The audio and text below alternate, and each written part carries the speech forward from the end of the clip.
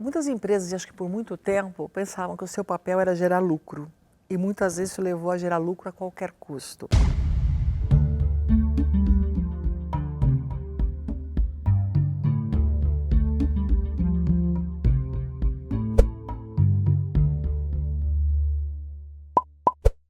Olá, Tânia, muito bem-vinda aqui no Brasil. 3 de cada 100 CEOs no Brasil são mulheres. Eu imagino que na área de energia esse número é bem menor. E eu queria saber de você, qual é o desafio das mulheres chegarem ao topo da carreira profissional nas empresas, como foi essa trajetória de desafios e quais sugestões você poderia dar para mulheres que estão no começo da carreira? Olá, eu fico muito feliz com a pergunta e confesso que tenho sido bastante perguntada sobre o tema. Essa é uma estatística global, 5% em média, que são CEOs do sexo feminino, e o lado triste é que esse número não está evoluindo. E mesmo mulheres em áreas executivas, a gente está percebendo que, na medida que as jovens saem da universidade em número maior hoje que os homens, 60% hoje, quase 60% no Brasil dos formandos universitários são do sexo feminino, então entram em mais proporção mulheres do que homens no mercado de trabalho, e na medida que o tempo vai passando, as mulheres vão caindo, eu falo que da pirâmide organizacional, elas vão caindo dessa pirâmide. E a gente tem muitos fatores que podem explicar isso. Primeiro é a mulher não conseguir se projetar numa posição de alto comando, até mesmo pela falta de exemplos. Por termos poucas mulheres, e na história temos poucas mulheres na política, e mesmo as poucas que tem hoje, elas não são tão visíveis, as jovens que se formam, elas começam a perceber os obstáculos e de repente decidem que não vale a pena, porque não vão chegar lá. Então, promover os exemplos, não que a gente queira ser uma referência, ou seja, um exemplo a ser copiado, mas pelo menos uma fonte de inspiração, fala, eu também posso, eu acho que esse é um dos fatores. Tem outros que a gente comenta muito, que é o viés inconsciente. A sociedade, ela tem seus próprios preconceitos. O homem é a mulher. E hoje quem promove, quem contrata é o homem. São os outros 95% de CEOs. E cada um tem suas crenças. Então, o homem, ele acredita que a mulher com 30 e poucos anos acabou de casar, ele acha que ela vai querer engravidar e por causa disso ela não vai estar apta a pegar aquela próxima promoção. Ele não perguntou isso para a mulher. Então, eu, como mulher, sei a hora que eu quero engravidar, a hora que eu quero a promoção, a hora que eu quero mudar de área. E essa conversa, muitas vezes, não existe. Então, a gente está tentando aproximar, e existem movimentos, e um deles é o He4She da ONU, que aproxima o homem, ela insere o homem na conversa, para que ele entenda a diferença entre homem e mulher e para que ele saiba gerenciar tudo isso. A gente tem também reforçado muito o aspecto econômico da inclusão da mulher, que até então não era percebido. Então, isso não é uma questão de privilégios para mulheres, mas sim buscar um ambiente empresarial mais colaborativo, mais rico, mais diverso, e isso reverte em benefício do negócio. Então, a gente também, e eu principalmente tenho repetido muito estatísticas econômicas para mostrar que o tema da inserção da mulher nas lideranças das companhias e ter um mundo 50-50 dentro das organizações, isso é o mesmo número de homens ou mulheres, ou o mesmo número comparativamente proporcional à sociedade onde está inserida aquela empresa, e sem gap salarial, que esse é um segundo problema bastante grave, a gente vai ter um aumento da economia. O bolo cresce. Tânia, do ponto de vista concreto, o que uma empresa, por exemplo, pode fazer? Há empresas no mundo que adotaram uma série de medidas em prol da igualdade de gênero. Eu queria que você me desse alguns exemplos que você conhece ou que você mesmo tem implementado na Schneider. A Schneider é uma delas. Nós implementamos, ou somos líderes do programa Impact, que são empresas, universidades e governos que se uniram junto com as Nações Unidas nesse programa de conscientização da importância da mulher para a economia, para o negócio. E se a gente, como tem estatística que diz que vai levar 100 anos para a gente ter essa igualdade, as empresas decidiram que está na hora de fazer alguma coisa, as empresas, a academia e os governos. Como empresa, o que nós na Schneider estamos fazendo? Primeiro, nós assinamos o compromisso com o Women Empowerment Principles da ONU, que nos dá uma diretriz de ações e ações muito simples do que a gente deve fazer para acelerar essa evolução da carreira da mulher dentro das empresas. E a gente determina e assumir um compromisso também quando a gente assinou a parceria com o He4She, a gente assumiu um compromisso formal de aumentar o número de mulheres em posições de liderança até 2020, chegando a 30%. Nós somos uma empresa de tecnologia e a maioria dos nossos funcionários vem da área de engenharia. Eu sou engenheira. E a proporção ainda nas universidades, mesmo tendo hoje 60% de mulheres graduandas, na engenharia elétrica ela é menos de 30%, menor que 30%. Então a gente tem que fazer um esforço adicional. Mas o que a gente quer dentro da Schneider é um compromisso formal de todos os líderes da companhia, de atingir 30% de mulheres na liderança da companhia até 2020, eliminar o pay gap até 2020 e para isso a gente tem que aumentar a base da pirâmide. Então a partir de agora a gente tem meta, e eu chamo de cotas de contratação, de 42% de mulheres no mínimo. E essas cotas de contratação, elas são medidas trimestralmente e estão no bônus dos executivos. Então é uma forma de você acelerar o programa. Então você atrai mais mulheres, então essa é a primeira fase que a gente precisa atingir, e aí a gente tem que começar a fazer o desenvolvimento, acelerar a carreira da mulher. E aí a gente tem planos, programas de network de mulheres dentro da companhia, a gente tem programas de mentoring dentro da empresa para que todo profissional, homem ou mulher, para crescer na carreira precisa de um mentor, de um sponsor. E a mulher, ela às vezes ela não percebia isso. Então é importante a gente aproximar mentores e sponsors que vão ajudar a mulher, porque eles já ajudam o homem na evolução da carreira. E são algumas pequenas coisas que a gente faz. E um outro tema bastante importante é um treinamento de viés inconsciente, porque como eu disse, todos nós temos nossos preconceitos e muitas vezes no ambiente de trabalho a gente faz comentários, piadinhas ou assume premissas que não são verdadeiras. Então, é muito importante o homem se colocar no lugar da mulher e vice-versa para que a gente entenda o outro antes de tomar decisão por ele. E esse treinamento de viés inconsciente está sendo bastante efetivo e até criando um ambiente de trabalho mais aberto e mais engajador. Há outro tipo de promoção de diversidade dentro dessa mesma política, por exemplo, seja por uma questão étnica, regional, enfim, algum outro tipo de política que se insere na empresa também, ou é mais a questão de gênero? A Schneider, a diversidade está dentro, é algo intrínseco da companhia. Nós estamos presentes em mais de 100 países no mundo, falamos mais de 50 idiomas dentro da organização. E se você vai olhar, os brasileiros não estão no Brasil e os franceses na França. Eu, no meu grupo, eu sou responsável pela América do Sul, eu tenho pessoas de diferentes nacionalidades. Eu tenho belga, eu tenho francês, mexicanos, sul-americanos, americanos. E isso traz uma riqueza muito grande no ambiente de trabalho, como eu falei, e essa riqueza gera inovação e gera negócio, e gera rentabilidade. Percebendo isso, a gente viu que tinha que ir além. Então somos uma empresa aberta, sim, trabalhamos bem diversidade e inclusão. A diversidade por si só, ela não traz o benefício do diferente, porque aí você pode ter até conflitos. A riqueza é você fazer a inserção, a inclusão. E a gente começou a trabalhar outros grupos.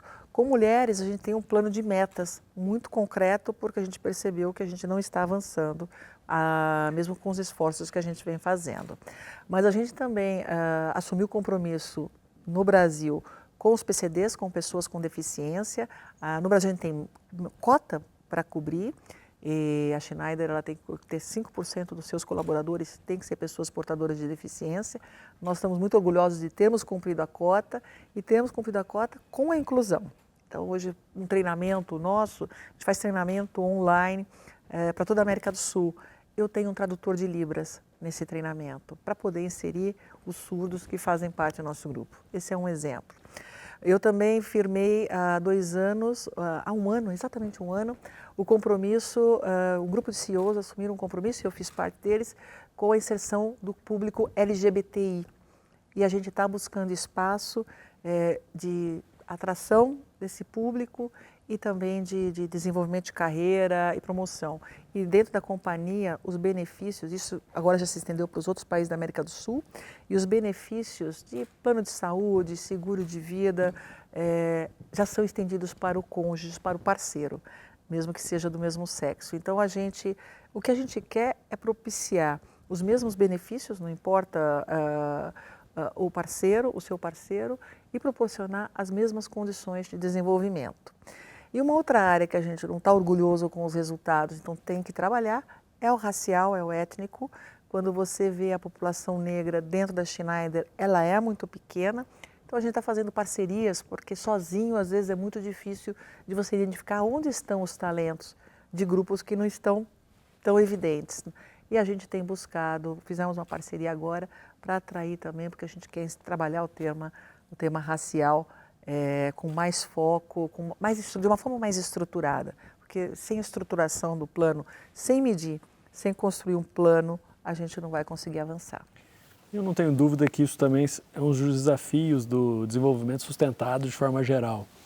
E a minha pergunta muda agora para esse lado. Como que o setor privado você vê em diálogo com os governos, com os organismos internacionais, com a sociedade civil, qual que é a responsabilidade do setor privado no desenvolvimento sustentável, seja do país ou mesmo do planeta, porque há coisas que transbordam fronteiras, como você bem sabe. E a sua experiência, obviamente, é muito relevante nesse setor. Muitas empresas, acho que por muito tempo, pensavam que o seu papel era gerar lucro. E muitas vezes isso levou a gerar lucro a qualquer custo. Eu acho que hoje o Brasil está pagando um preço muito caro, porque as empresas que trilharam esse caminho e se desviaram, por exemplo, da ética e transparência, ou empresas que não se preocuparam com o seu impacto ambiental e causaram grandes desastres para o meio ambiente ou para a sociedade, elas pagaram um preço de imagem ou estão pagando multas, estão sendo expostas a situações que abalam o valor da empresa de mercado, que abalam empresas de altíssima credibilidade até na área de engenharia, perdendo seus clientes, perdendo seu espaço, envergonhando os seus colaboradores. A gente estava discutindo num painel agora, a maioria da população brasileira não é corrupta. Alguns poucos corruptos envergonharam a população brasileira. Então, o que a gente vê? Ficou claro que negócio a qualquer custo não vale mais a pena. O custo disso é muito caro. Então, eu acredito que uma empresa ela tem que sim se importar em dar lucro e não tem que se envergonhar de dar lucro, né? Estamos aqui para isso, para gerar valor para os nossos investidores, mas a gente não pode fazer isso em detrimento ao meio ambiente e à sociedade. Então, eu tenho sim que me preocupar com os meus impactos. E aí, isso gera aquele que a gente chama do triple bottom line. Eu realmente tenho o meu impacto financeiro positivo, eu tenho impacto social e eu tenho impacto ambiental. E como eu posso fazer isso? Muitas empresas começaram a olhar o tema sustentabilidade, falando, bom, eu vou fazer uma doação, eu trabalho mais o assistencialismo, eu dou dinheiro, eu resolvi o meu problema. Eu acho que isso tem evoluído ao longo dos anos, né? E é o que a gente faz, chegou hoje no que a gente chama de valor compartilhado, que a empresa insere dentro do negócio dela a contribuição. Porque se eu sou só na parte do assistencialismo, na parte da doação, na primeira crise econômica e no corte de budget, é esse dinheiro que eu vou cortar. No momento que você coloca a sustentabilidade no core do seu negócio, ele passa a ser a sua fonte geradora de lucro, de imagem, de branding, de atração de pessoas, de retenção de pessoas. Então isso passa a ser importante. E aí o dinheiro relativo ou direcionado a essa área, ele não vai ser cortado. E foi o que a Schneider fez. O nosso negócio é gestão de energia. Isso veio exatamente quando a gente viu, a gente sempre trabalhou na área industrial, na área elétrica, na área de automação, mas em um determinado momento a gente viu que com o desenvolvimento econômico, com a urbanização e industrialização, o consumo de energia ele vai crescer e ele vai crescer de uma forma exponencial. Ao mesmo tempo, a gente, para controlar o aquecimento global, a gente tem que limitar o aumento da temperatura do planeta. Então, nós temos que reduzir as emissões de gases de efeito estufa. E a energia é um dos grandes agressores, é um dos grandes emissores de gases de efeito estufa. Então, eu vou crescer em energia, ao mesmo tempo que eu tenho que cortar CO2. Como que você faz isso? E a gente enxergou aí uma super oportunidade de geração de negócios. E aí a Schneider ela redirecionou e se transformou na empresa Gestão Global líder global em gestão de energia. Eu acho que isso foi muito corajoso porque a gente deu uma guinada no nosso negócio e isso aconteceu mais ou menos em 2008.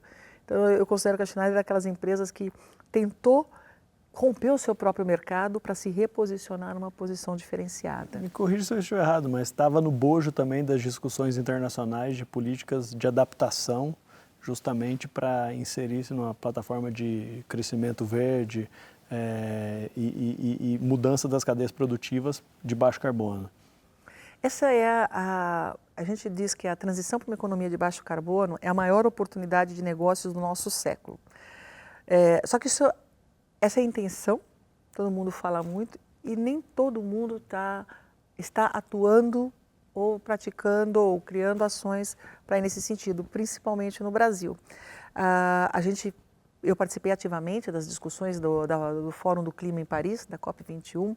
O Brasil firmou compromissos e a gente, com toda essa confusão política e econômica que a gente vive hoje, a agenda ambiental ela não está sendo prioritária. Mas, infelizmente, as pessoas não estão entendendo que a agenda ambiental ela vai impactar na nossa capacidade de geração de negócio e de desenvolvimento econômico no futuro. A gente acredita que a resposta é essa e por isso que a Schneider tem dentro do seu plano estratégico o desenvolvimento sustentável e aí por isso que nós somos parceiros da ONU e olhamos os ODS, os Objetivos do Desenvolvimento Sustentável, e endereçamos a maioria dele dentro do nosso core business. Então, são 17 objetivos de desenvolvimento sustentável para que a gente consiga eliminação da fome, da pobreza, um ambiente de negócios transparente e desenvolvimento econômico até 2030.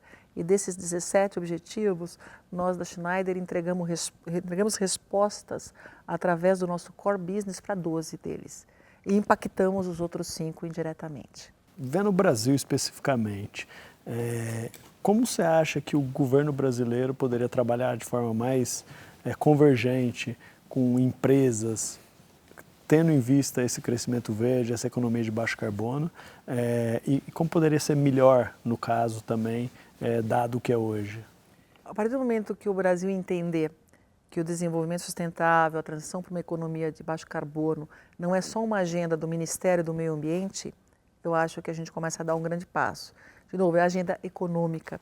E eu participo de grupos de executivos, e a gente tem, através do CBEDS, o Conselho Empresarial Brasileiro para o Desenvolvimento Sustentável, a gente tem ido ativamente ao governo, Ministério do Meio Ambiente, Ministério de Minas e Energia, Ministério da Fazenda, e estamos procurando agora conversar também com o Ministério da Casa Civil, para que se coloque a agenda sustentável dentro de um plano de Estado, dentro de um plano de governo.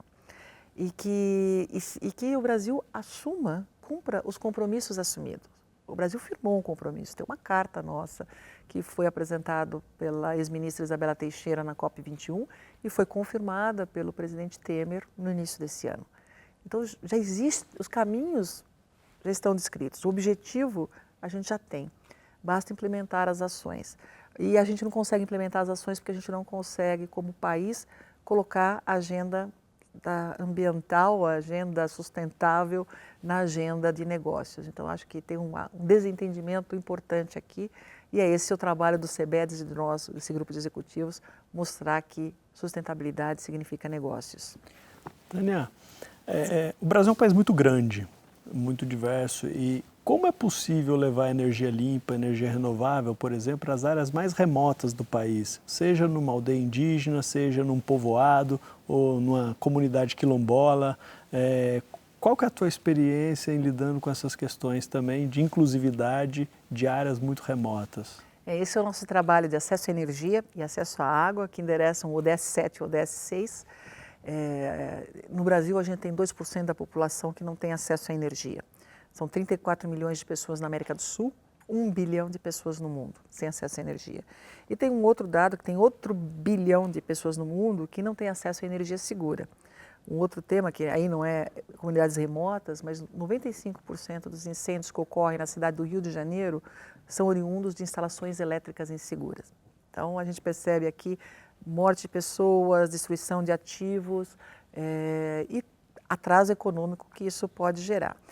Quando a gente fala em acesso à energia, o Brasil tem um programa Luz para Todos, mas a comunidade remota, a energia não vai chegar. Então, o máximo que essas comunidades recebem é um gerador a diesel, que não vai gerar 24 horas de energia por dia, e a energia é tudo menos verde. A Schneider ela tem um programa a gente está se aproximando através de parcerias com ONGs, levando acesso à energia, já levamos para mais de 30 comunidades, através de fontes renováveis. Então a gente tem um sistema solar off-grid, quer dizer, fora da rede, é um sistema dimensionado de acordo com o tamanho da comunidade, é um sistema 100% verde, 100% renovável, e ele pode garantir para aquela comunidade acesso à energia 24 horas por dia. Energia para nós é um direito humano básico, porque através da energia você acessa água, saúde, educação e pode criar uma atividade econômica daquela comunidade, fazendo com que essas pessoas não tenham que sair para os centros urbanos, aumentando a favelização, ou que no caso da floresta amazônica não tenham que derrubar árvores, que elas possam viver de uma atividade econômica produtiva e certificada.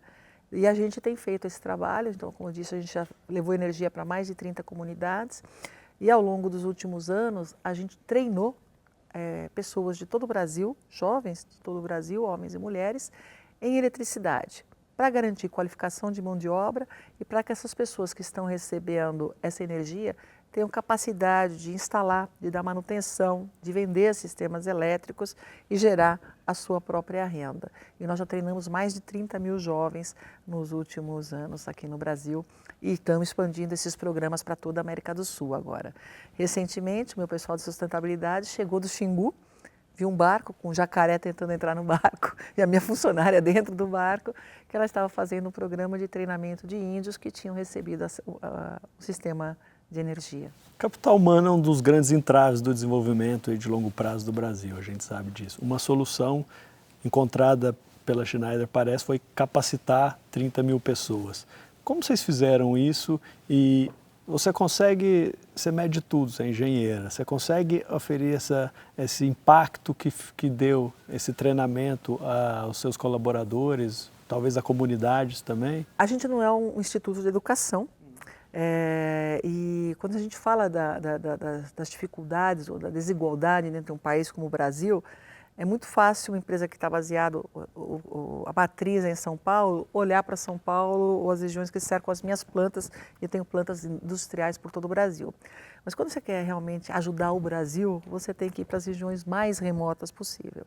E quando a gente começou o nosso programa de acesso à energia e qualificação profissional, a gente fez uma parceria com o Senai, que é uma entidade educacional técnica da mais alta reputação e tem a capilaridade que eu não teria como me estruturar, eu não sou uma escola.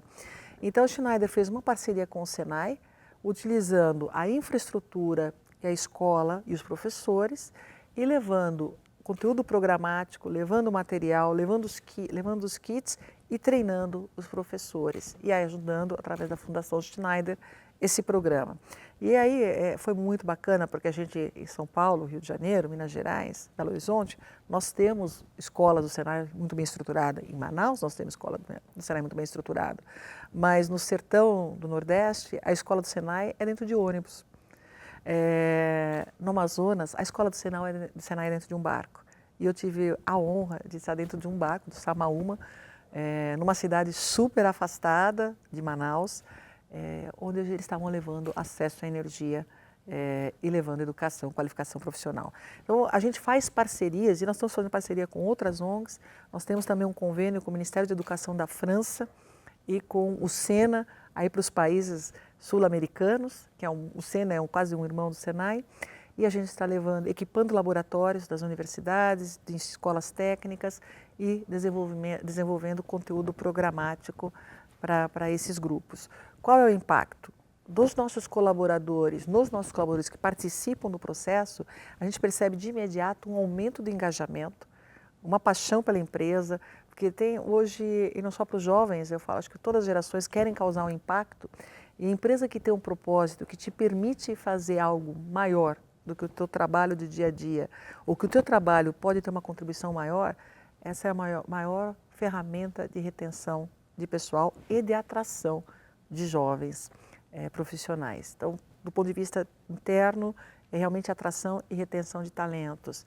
Como marca, eu nunca esperava que na cidade de Borges, no Amazonas, alguém fosse falar Schneider Electric. E todos os alunos treinados por nós viraram fãs da nossa marca. Eles viram usuários, eles viram embaixadores da marca. Isso significa negócio.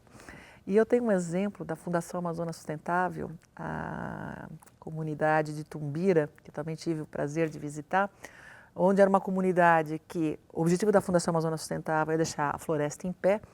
Agora, se eles não têm renda, eles vão cortar a árvore mesmo, ou vão permitir que se cortem árvores e vão ganhar dinheiro em cima disso. E aí havia uma unidade de conservação que dá sob os cuidados da FAS, e nós levamos acesso à energia e a gente viu de imediato a renda se concentrando na comunidade. Era muito pouco, mas a gente viu o desenvolvimento econômico, melhorou a educação, começaram a ter acesso à saúde, porque tinha energia 24 horas por dia, já tinha uma lanchonete, começaram a criar o turismo sustentável, porque tinha condições de atrair turistas, e até o banco, tinha o banco o chefe, o líder da comunidade, ele era o próprio gerente do banco, o caixa do banco. Então o dinheiro começou a girar dentro da comunidade. E aí você não precisa mais ter deslocamento desse pessoal para fora da comunidade. Fora o orgulho daquelas pessoas que não tinham qualificação profissional, não tinham renda, de serem capazes de gerar sua própria renda através do seu próprio trabalho. 2018. 2017 foi um ano bastante complexo no Brasil, não só para o setor privado, mas também toda a questão pública aí que a gente viu, econômica também. Quais são as expectativas para 2018? Muitas. Eu sou uma pessoa otimista, então eu acredito que o Brasil tem jeito, que o Brasil é viável. Eu espero que a gente tenha candidatos que mereçam ser candidatos e que mereçam o nosso voto, porque a perspectiva hoje ela está bastante nebulosa, no mínimo nebulosa. Então eu espero que a gente venha a ter candidatos à eleição da presidência que tenham um programa de longo prazo para o nosso país. Eu acho que o governo tem que se aproximar e conversar mais com a sociedade. O governo não pode tomar decisões de forma isolada. Então, esses candidatos que vão aparecer, eles têm que sentar com a sociedade, eles têm que sentar com o setor empresarial, que está vivendo um momento muito ruim. A gente vive uma desindustrialização do Brasil. O Brasil ele é burocrático, o Brasil ele é corrupto, o Brasil ele é caro. E isso está matando a indústria. E o Brasil tem vocação industrial. Nós não somos um país para fazer só tratados de livre comércio. Eu acho que a gente tem que abrir mais as fronteiras, mas a gente tem uma vocação industrial que seria uma lástima perder. E eu acho que esses futuros governantes têm que sentar com a academia e têm que sentar com o meio empresarial e discutir os caminhos. E quais são os caminhos, onde a gente quer ter, precisamos ter a ambição e a visão, onde o Brasil tem que estar daqui a 5, 10 anos, 50 anos, e se construir um plano para chegar lá. E eu espero fazer parte dessa discussão. Que é o crescimento sustentável. Além da indústria, que é fundamental para a economia, como você espera que, por exemplo, a igualdade de gênero e mesmo sustentabilidade esteja muito mais inserida no debate público também das próximas eleições que nas últimas? Ou você acha que esses vão ser temas que ainda vão ficar mais nas redes sociais do que nas propostas dos candidatos? Eu estou tentando fazer a minha parte, e como eu disse, eu acredito que sustentabilidade caminha ao lado do desenvolvimento econômico. Então, um desenvolvimento industrial sem ter sustentabilidade atrelado, eu posso causar desastres ambientais e outras coisas mais. Então, eles caminham juntos e essa agenda tem que estar junto. Então, nos fóruns que eu estou participando de debate, nos grupos empresariais, nós estamos levando uma agenda combinada. E a sustentabilidade, ela trata diversidade, é um dos capítulos dos ODS, ela trata acesso universal à energia e à água, ela trata desenvolvimento econômico, ela trata consumo inteligente, ela trata cidades inteligentes, trata educação de qualidade. Então, a agenda da sustentabilidade, ela permeia todos os desafios do Brasil. Eu acho que ela endereça todos os desafios que nós temos aqui no Brasil. E eu estou trabalhando para poder mostrar que se eu tenho educação de qualidade, a minha indústria vai ser mais competitiva. Se o custo da energia cai, que nós temos um dos custos de energia mais caros do mundo, e se eu tenho disponibilidade de energia, eu tenho uma indústria mais competitiva. Se eu tenho um ambiente de negócios ético e transparente, eu tenho uma indústria mais competitiva. E esses são os ODS e assim por diante. Tânia, muito obrigado pela conversa e até a próxima vez no Brasil. Um grande prazer. Até a próxima.